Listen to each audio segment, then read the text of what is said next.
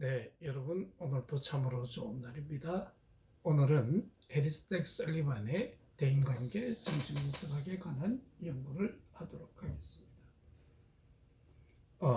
해리스텍 설리반은 불안 지점과 안전작용이라는 개념을 말했는데요. 그런 측면에서 불안 연구에 있어서 해리스텍 설리반은 아주 획기적인 기여를 했다고 말할 수 있겠습니다.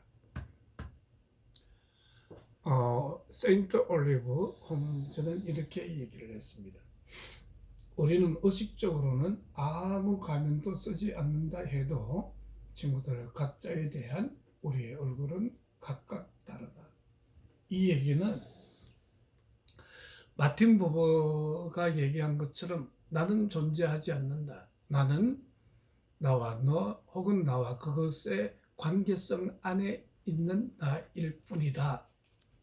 뭐 예를 들면 A, B, C라는 각각 다른 사람이 있다고 생각해 봅시다. 나는 똑같은 나인데 A와의 관계와 B와의 관계, C와의 관계는 각각 다르게 감정도 또 태도도 또 역동도 그 어떤 관계적인 에너지도 다 다를 거예요. A랑 있으면 불편하고 불안해지는데 C랑 있으면 매우 편안해지고 고요해지는 것은 각각의 관계성 속에 우리는 우리의 독특성을 나타내고 있다는 것을 말하고 있는 것이죠. 에밀 클레페리는 조발성 치매라는 것으로 정신분열증을 설명하고 있습니다.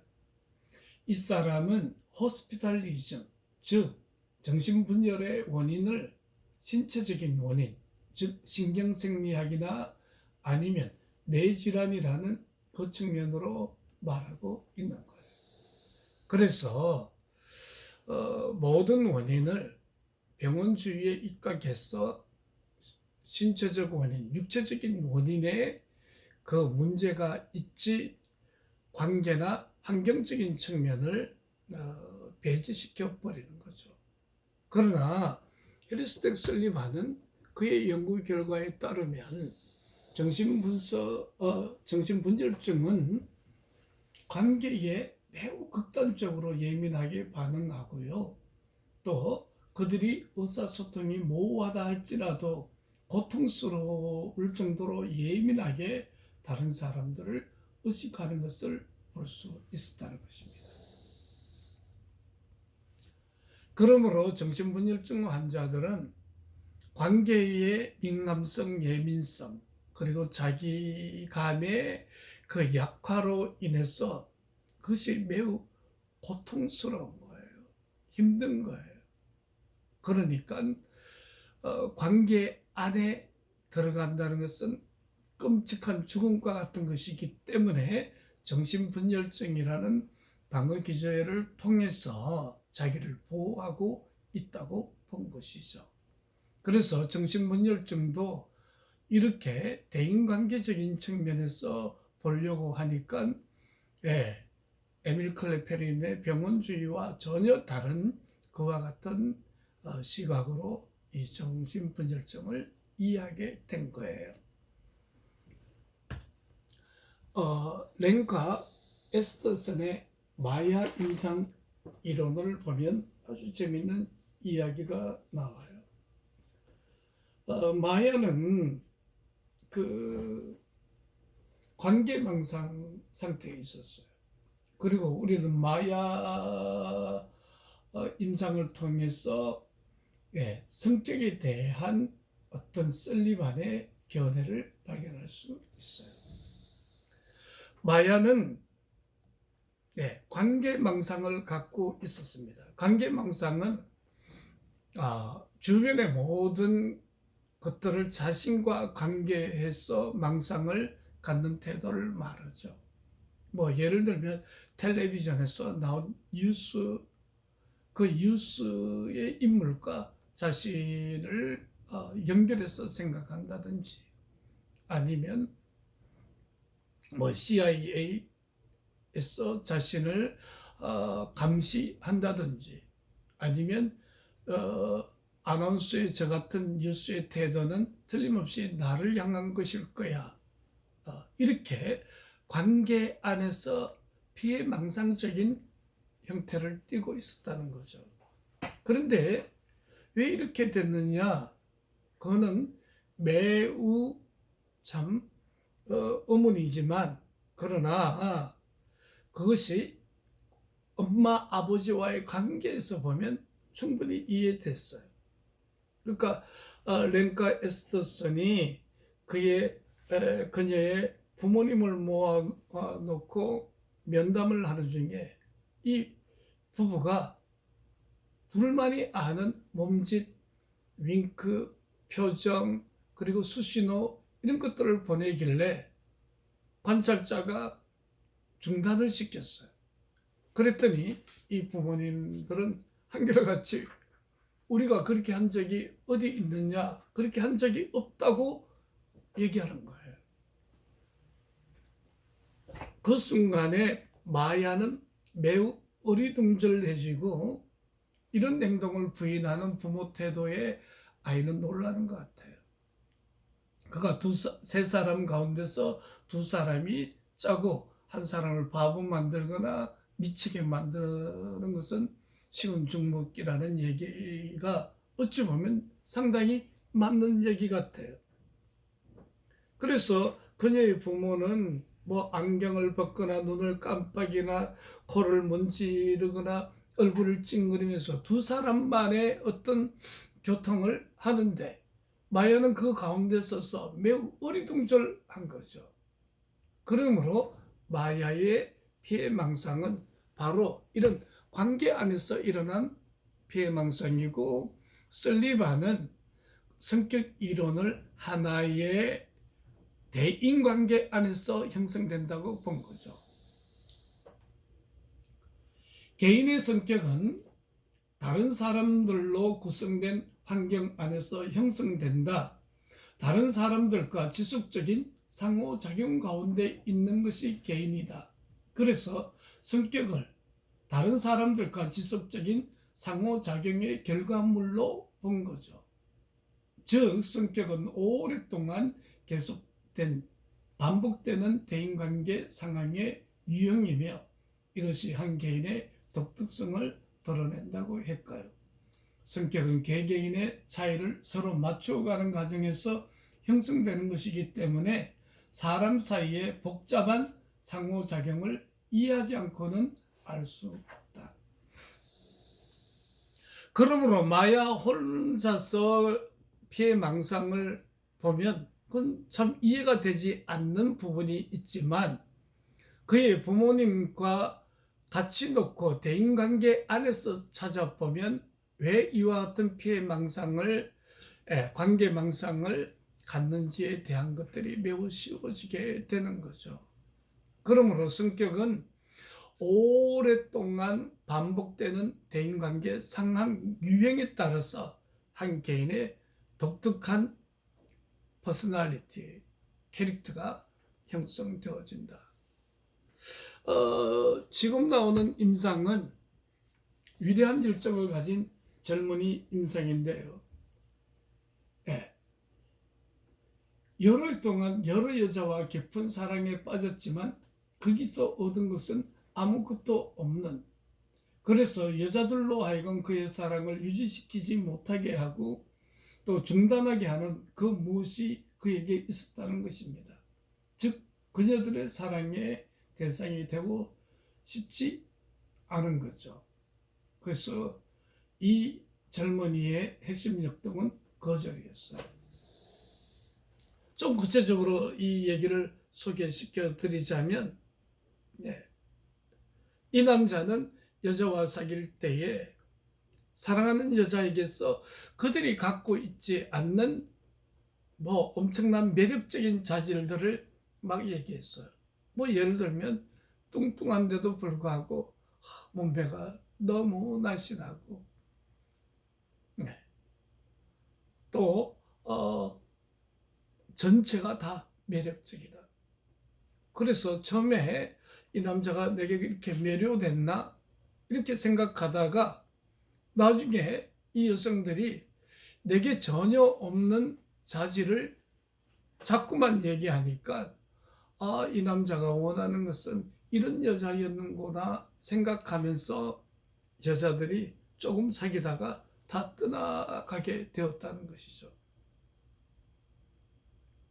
바로 이 위대한 열정을 지닌 젊은이는 그 핵심 역동이 거절이었는데, 달리 얘기하면 한 개인과 깊이 사귀어서 친밀성 속에 들어간다는 것은 이제 거절되어서 버려지는 그와 같은 순서가 남아있다는 거예요. 그러니까 이 젊은이는 거절당하기 전에 그녀들에게 없는 자질을 자꾸 칭송함으로 그녀들 스스로가 떠나가도록 교묘하게 이와 같은 행동을 한 거죠. 그러니까 이 젊은이는 사랑하는 사람에게 그녀가 없는 매력적인 부분을 자꾸만 얘기함으로써 떠나가게 만들었는데, 그 떠나가게 만든 그 핵심 역동은 거절감. 수많은 거절감이 그를 아프게 한 거죠. 그리고 이 사랑 안에서 또 거절이 일어날 거다고 생각하니까 이렇게 없는 자질을 칭송함으로 그녀 스스로가 떠나도록 만든. 그래서 이것도 관계 안에서 보면 친밀성이 불안 지점에 해당되는 거예요. 그리고 안전작용은 거절하는 방법으로 그와 같이 친밀성에 깊이 들어가지 않으려는 모습이 있어요. 그 다음에 나오는 임상이 오스카 임상이에요. 네, 오스카 임상은 불안과 그 동기를 우리들에게 말해주고 있거든요. 자, 오스카 임상을 보면은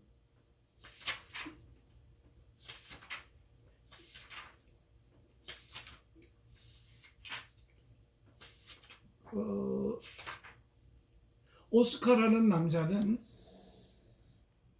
자신이 동성연애자가 아닌가 하는 그런 두려움이 있었습니다. 그래서 심리치료를 받으러 왔고요. 이 문제는 사실 청소년기부터 계속 실험해왔던 문제예요. 그래서 그 전에도 이런 문제로 정신치료를 받았고, 그래서 몇몇 다른 증상들이 나아지기는 했지만 성적 정체감에 대한 문제는 여전히 남아 있었습니다. 그래서 오스카 임상을 보면 오스카는 오랫동안 사귄 여자친구와 지난 주말 함께 보냈어요. 그 첫날 밤 오스카는 열정적인 사랑으로 그녀와 엄청난 뜨거운 사랑을 나누게 되었어요. 그리고 이제 월요일날 아침이 됐는데 그녀에게 다시 성적으로 접근했으나 거절했어요. 그 이유는 오랄 섹스를 요구했기 때문에 그렇습니다. 왜냐하면 자신의 여자친구는 페미니스트이기 때문에 오랄 섹스는 일종의 굴종으로 여기는 그런 태도를 지녔다는 것을 오스카는 알고 있었어요. 그래서 오스카는 그녀가 싫어하는 그 어떤 행위를 요구하게 된 거죠. 그러니까 두 사람 사이에는 그 오랄 섹스에 대한 캐캐묵은 그 논쟁들이 두 사람 사이에 막 일어났고, 그랬더니 지난 주말에 뜨거웠던 사랑은 금방 사라지고 공허한 가운데 돌아가게 되었어요. 그런 순간에 오스카는 지난주에 봤던 어떤 가게의 근육질의 남자가 생각났고, 그리고 그 근육질의 남자를 보는 순간 생각하는 순간에 그의 우울감과 위축된 감정이 다시 회복되는 것을 경험했어요. 그리고 그 남자가 벗은 모습을 상상하고, 그리고 그 남자와 성적인 상황을 공상했더니 자신 안에 뭔가 새 힘이 생기는 것을 볼 수 있었어요. 여기서 우리가 좀 흥미롭게 발견할 수 있는 게 뭔가요? 왜 오스카는 여자친구와 뜨거운 주말의 밤들을 보내고 월요일 아침에 오랄 섹스를 요구했을까? 그리고 그것은 논쟁이 되어져서 그녀는 떠나버렸고, 사랑은 간데없고 이제는 홀로 된 느낌, 위축되고 보잘것없다고 느껴졌을 때 왜 동성애적인 이 상상을 통해서 자기를 위로합니까? 바로 이 지점이 불안 지점에 도달한 거죠. 그리고 그 해결은 근육질의 남자, 힘 있는 남자와 성적 연합, 결속을 통해서 결국 자기 자신의 위축감이나 보잘것없음이 그의 힘과 동일시되어지면서 힘을 얻는 형태로 그 불안을 해소시켰다. 그렇게 말할 수 있습니다.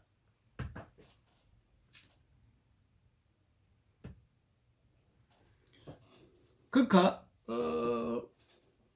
이게 인터그레이션 텐던시스, 즉 통합적 그 경향성을 우리들에게 보여주고 있는데, 상보적인 관계에서 두 가지 욕구를 추구하는 인간의 모습을 볼 수 있어요. 여러분, 상보적이라는 말이 무엇입니까? 상보적이라는 말은 한 사람이 일방적이지 않은, 모두가 다 만족스러움을 추구하는, 그러니까 두 가지 욕구를 충족한다는 거예요. 즉 만족스러운 욕구도 충족해야지만 그보다 더 중요한 것은 안전의 욕구를 또 충족해야 돼요. 그 상보적인 관계라는 것은 일방적이지 않는 상호 연합적인 관계를 말하고 있는 것이죠.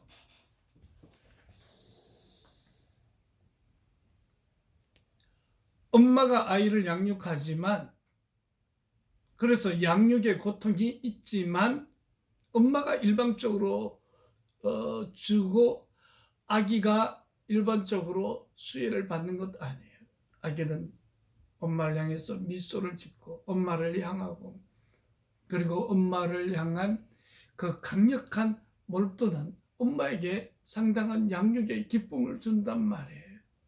그러니까 이 세상에는 일방향적인 것이 없어요. 다 상보적인 거예요. 제가 아는 어떤 난 자매님은 85된 노모를 봉양하면서 홀로 직장 생활을 하고 있는데, 아마 결혼하지 못하는 이유도 할머니 때문이 아닙니까? 또는 할머니를 봉양하느라고 힘드시겠네요? 라고 말했더니 그녀는 이렇게 얘기했어요. 아니에요. 할머니가 있어서 오히려 힘이 돼요. 그러니까 85세 난 할머니는 어찌 보면 이 손녀딸에게 줄 것이 거의 없을 거예요. 그러나 이 손녀딸은 할머니가 존재한다는 이유 하나 때문에 힘을 얻고 또 더 즐겁게 인생을 살 수 있다는 것이죠. 자, 프로이트와 설리반의 인간 욕구에 대한 견해를 보면, 프로이트는 야수 같은 인간이 문명의 요구에 길들여지는 과정으로 본 반면에, 설리반은 인간은 타인들과 상호작용하는 사회적인 존재들로 발달하도록 적합한 욕구를 가지고 태어나는 것이다.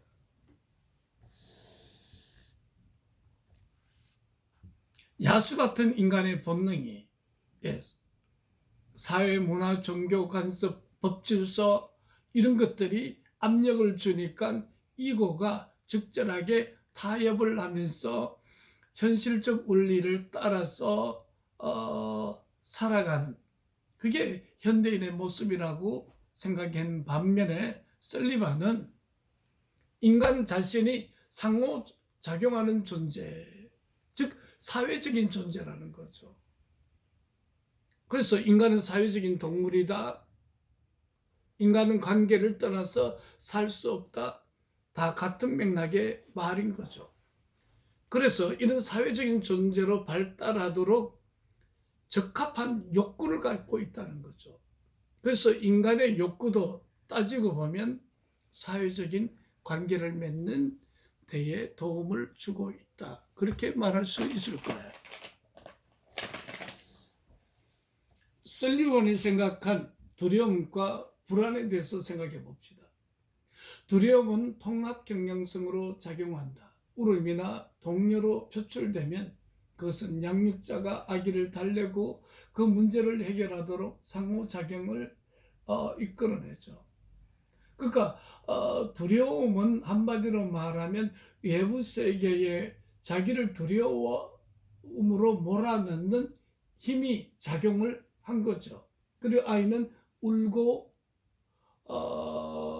몸짓으로 발버둥을 치면 엄마는 아기를 달래고 그 문제를 해결하고, 그래서 아기는 자신의 두려움을 엄마를 통해서 해결을 하죠. 그러나 불안은 어떻게 하느냐면 외부에 특별한 문제가 없어요. 아무런 초점을 갖고 있지 않아요. 그래서 아기 안에 증가하는 긴장으로부터 발생한 것이 아니라 다른 긴장으로부터 유입된 것이 좀 잘못했는데, 저를 보세요. 그러니까 두려움은 외부 세계에 실존하는 어떤 힘, 세력의 영향을 받아서 두려움을 느낀다면, 불안은 외부 세계에 뭔가 자신을 불안하게 하는 것이 존재하지 않는데 이미 자기 안에 형성되어진 어떤 그러한 상황이 되면 불안이라는 측면이 확 올라오게 되고, 그래서 불안은 다른 그러한 관계 안에서 이러한 불안이 표출되어진다.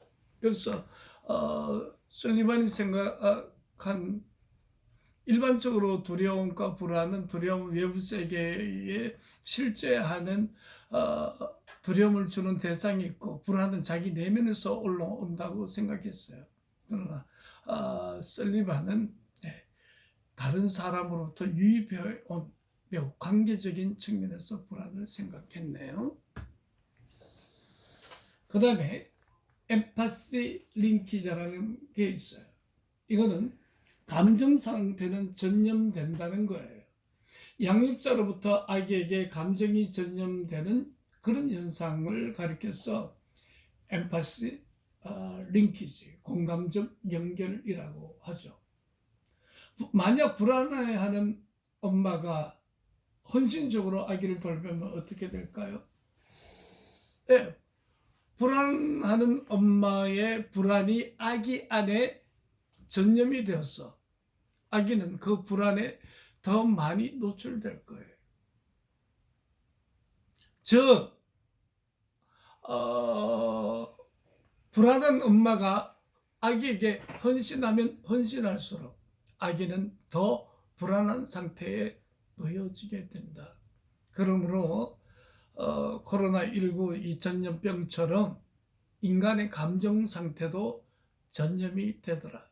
그러니까 양육자에게 제일 필요한 것은 무엇일까요? 그건 뭐니 해도 편안한 엄마 마음이 중요할 거예요. 자기 체계를 우리가 생각해 보면 제1단계는 구별 능력이에요. 좋은 엄마, 편안한 엄마, 나쁜 엄마, 불안한 엄마. 그러니까 아기는 태어나자마자 엄마가 편안한지 불안한지를 안대. 그거 좋은 상담자가 된다는 건 뭐예요? 편안한 상담자가 되어야 돼요. 왜냐하면 아기도 엄마의 내면 상태를 아는데 내담자가 상담자의 내면 상태를 모르겠어요. 제2단계 좋은 어머니와 나쁜 어머니가 자신과 관련이 있음을 아기는 발견하게 되는 거죠. 이건 자아가 자라면서 일어나는 거예요. 제3단계는 자신의 경험을 통제할 수 있다고 여기는 단계. 그래서 자기 체계는 중요한 타자의 성격 체계에 맞춰 역할을 통해 자기 체계가 형성된다는 겁니다. 즉 자기 체계는 모든 불안을 최소한의 수준으로 유지하려는 그런 경향에서 형성되어짐을 우리들에게 말하고 있어요.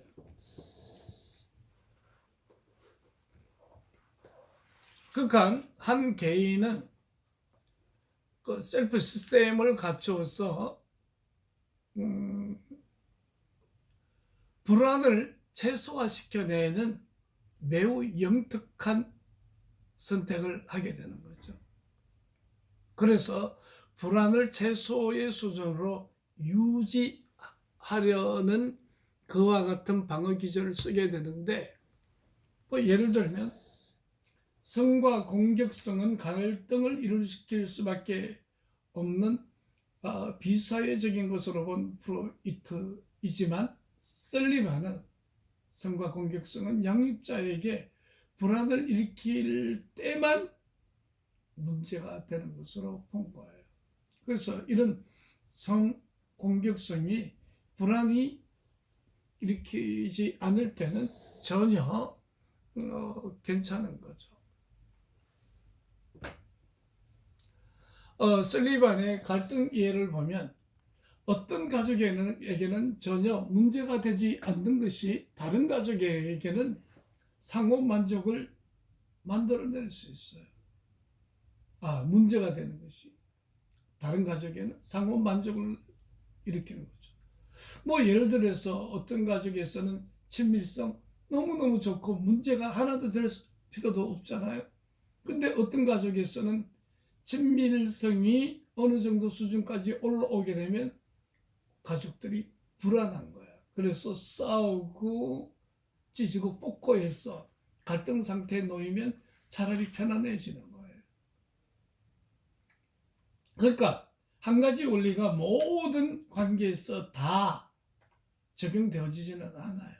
그래서 갈등의 원인을 내적인 충동에 있는 것이 아니라 인간 환경 안에 있는 것으로 여겼다. 그렇게 말할 수 있어요. 자, 여러분, 이제 이 자기 체계 가운데서 불안 지점과 안전작용이라는 것을 설명할 텐데요. 프레드 임상을 통해서 불안 지점과 안전작용을 한번 생각해 봅시다. 네.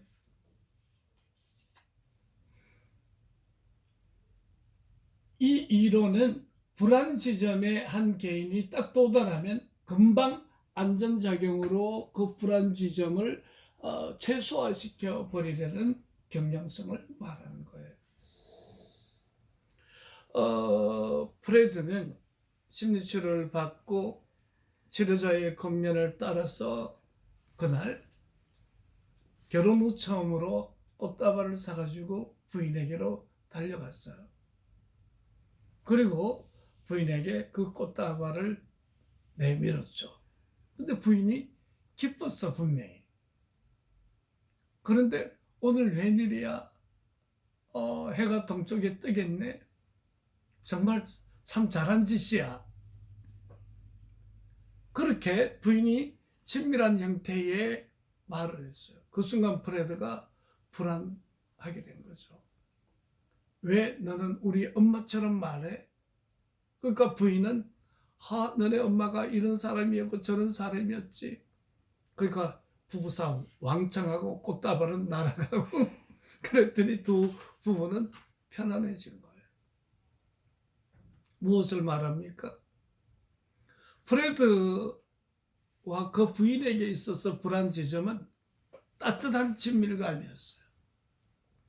난생 친밀감을 경험하지 못한 사람이 그 친밀감을 경험하는 순간에 불안 지점에 도달했고, 그 불안 지점에 대한 안전작용은 어떻게 왔습니까? 갈등하고 폭력적으로 싸우는 것. 그래서 부부싸움을 왕창 하고 났더니 오히려 편안해진 거예요. 그래서 어떤 부부들은 보면 금방 헤어질 것 같은데 전혀 그러지 않고 잘 살고 있는 그런 모습을 우리들에게 보여주고 있잖아요. 네, 강박증에 대한 프로이트와 설리반의 접근을 보면 먼저 프로이트는 학문기적 성애 및 권력에 대한 1차적 과학 증언으로 나온 것으로 여긴 반면에 설리반은 앞으로 발생할지 모르는 모욕이나 불화를 미리 통제하는 것. 그래서 설리반 입장에서는 불안에 대한 안전작용으로 강박증 형태를 계속 띠고 있다고 말하는 것이죠. 우리 교재 144쪽을 보면 에밀리 임상이 나와요. 이 사람은 강박증 환자였어요. 에밀리는 지적이면서도 강박적인 여성이었습니다. 그래서 그녀는 남자든 여자든 다른 사람들과의 모든 관계를 만족스럽게 가질 수가 없는 문제로 치료받으러 왔고요. 또 자신도 이해하지 못하는 이유로 사람들과 거부하는 그런 경향성이 있었습니다. 그녀는 자신이 타인들에게 참을성 없고 짜증을 낸다는 것을 알았어요. 그리고 그녀는 재능 있고 여러 면에서 성공적이었으며 모든 면에서 스스로 힘으로 헤쳐나갔어요. 그래서 일터에서 침대에 이르기까지 다른 사람에게 의존하는 것보다 혼자 힘으로 해결할 때 그때 훨씬 더 잘했어요. 그래서 강박증 환자의 특징처럼 다른 사람과 함께 상호 협조를 못해 혼자서 모든 것을 잘하기 때문에 혼자 하는 편이 낫다고 생각했어요. 특별히 분석 과정에서도 똑같은 양태를 띠게 됐어요.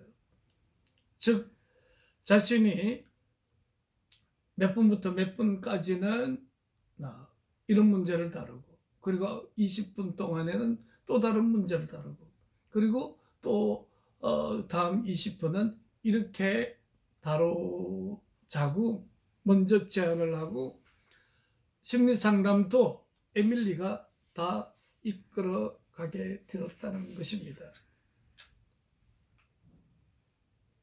그러므로 분석가는 그녀가 자신의 개입을 귀찮아한다는 느낌을 받았고, 에밀리에게 그 분석을 맡겨버리고 말게 된 것이죠.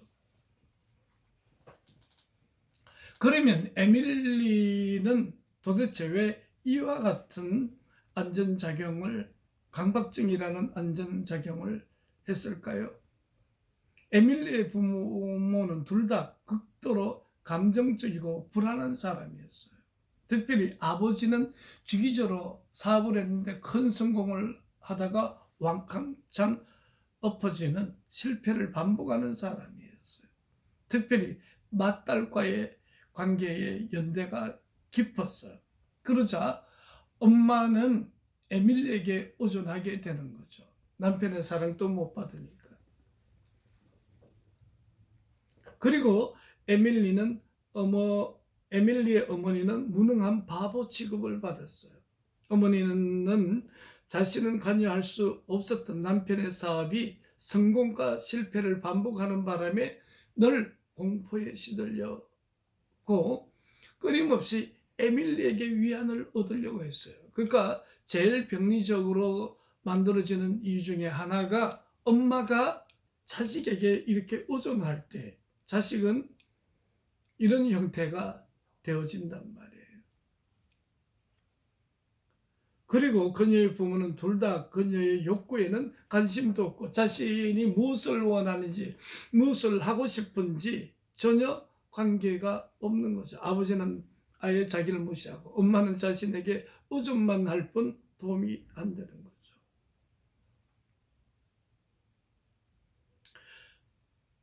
그러니까 그녀의 현재 행동과 과거의 경험 사이에는 뭔가 연관성이 있다는 것을 알게 되었고, 또 에밀리는 이와 같은 강박적인 형태로 이런 것들을 통제해 왔음을 말하고 있죠. 그래서 에밀리는 현재 안정감을 유지하기 위해서 어떻게 보면 진정한 안정감을 줄 수 있는 관계는 파괴하고 강박적으로 그와 같은 관계를 거부함으로 말미암아서 강박적으로 그와 같은 관계를 다스림으로 말미암아 자기가 안전해지려고 하니까 이 사람이 유능함에도 불구하고 다른 사람과 협력하거나 협조하는 그런 능력이 현저하게 결여되었고, 그 결과 회사 안에서 환영받지 못하는 그런 강박증 환자로 놓이게 되었다는 거예요. 이제 오늘 강의를 정리하자면, 헬스테 설리반은 대인관계 정신분석학자인데 특별히 불안에 대한 깊은 연구를 했고요. 각 개인마다 불안 지점이 다 달라요. 근데 그 불안 지점에 대한 대처하는 방식이, 어떤 사람은 정신분열증으로, 어떤 사람은 강박증으로, 어떤 사람은 거절당하는 공포가 무서우니까 교묘한 방법으로 여자들이 자기를 거절하도록 만들어 버린다든지, 또 마야의 그와 같은 관계 망상은 부모가 그러하니까 마야는 관계망상이라는 안전지점을 택해서 자신의 불안을 해소했던 거예요. 그래서 이 불안을 한 개인으로 딱 두면 이해가 안 되는데, 초기 대상관계, 부모와의 관계 안에서 비춰보니까 왜 한 개인이 이렇게 불안해 하는지가 확연하게 드러난다는 그런 얘기예요. 그래서 설리반 이론도 관계적인 측면을 많이 담고 있죠. 그래서 대상관계 이론 학자라고도 분류할 수 있겠습니다. 아주 재미있었죠. 어려운 부분은 아마 없었을 거예요. 다음 주에 또 뵙겠습니다. 샬롬.